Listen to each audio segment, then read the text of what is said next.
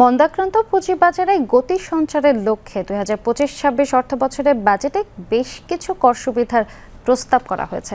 এর মধ্যে রয়েছে তালিকাভুক্ত ও তালিকা বহির্ভূত কোম্পানির কর হারের মধ্যে ব্যবধান বাড়ানো, ব্রোকার হাউসের লেনদেনে উৎস কর ও মার্চেন্ট ব্যাংকের আয়করের হার কমানো। অর্থ উপদেষ্টা ডক্টর সালাউদ্দিন আহমেদ তার বাজেট বক্তব্যে পুঁজিবাজার নিয়ে সরকারের আরও কিছু ইতিবাচক উদ্যোগের কথা বলেছেন। পুঁজিবাজার নিয়ে সরকারের এই উদ্যোগকে সাধুবাদ জানিয়েছে সংশ্লিষ্টরা। আফরিন জাহানের রিপোর্ট।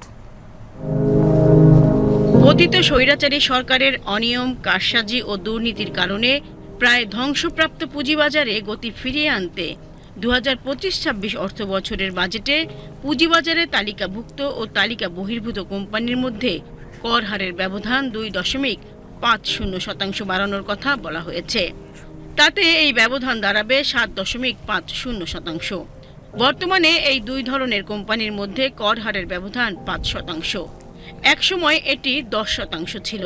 এতে তালিকাভুক্ত তালিকা বহির্ভূত কোম্পানির মধ্যে কর হারের ব্যবধান বাড়লে ভালো কোম্পানিগুলো পুঁজিবাজারে আসতে কিছুটা আগ্রহী হতে পারে বলে মনে করেন পুঁজিবাজার সংশ্লিষ্ট ব্যক্তিরা। যে গত ১৫ বছর ধরে আমরা পুঁজিবাজার বান্ধব কোনো বাজেট পাইনি। আমরা যা বলে আসছিলাম কোনো কিছু পুঁজিবাজার বান্ধব ছিল না, এবং এটার কনসিকোয়েন্স বা রেজাল্ট হিসেবে আমরা যেটা দেখেছি যে আমাদের ৩৩ লক্ষ বিনিয়োগকারী থেকে এখন এটা ১৭ লক্ষতে নেমে আসছে। কারণটা হচ্ছে যে আপনি পুঁজিবাজারে যদি পলিসি সাপোর্ট না দেন তাহলে কোনোদিন পুঁজিবাজার সমৃদ্ধ হবে না।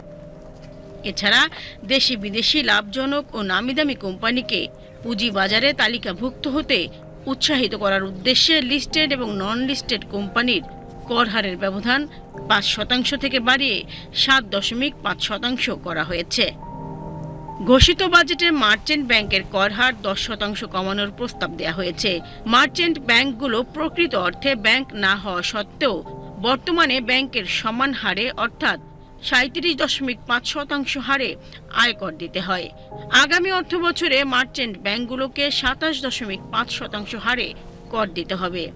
টানা দরপতনে নাজুক পুঁজিবাজারে আর্থিক সংকটে পড়া মার্চেন্ট ব্যাংকগুলো কর কমানোর কারণে একটু স্বস্তি পাবে।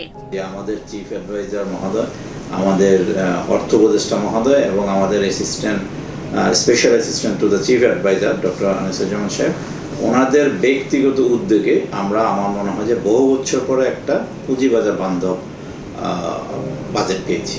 এসব প্রস্তাব কার্যকর হলে ব্রোকার হাউস ও মার্চেন্ট ব্যাংকগুলো সরাসরি উপকৃত হবে। অন্যদিকে ভালো ও বড় আকারের কোম্পানি বাজারে তালিকাভুক্ত হতে আগ্রহী হতে পারে। আফরিন জাহান, বিটিভি নিউজ, ঢাকা।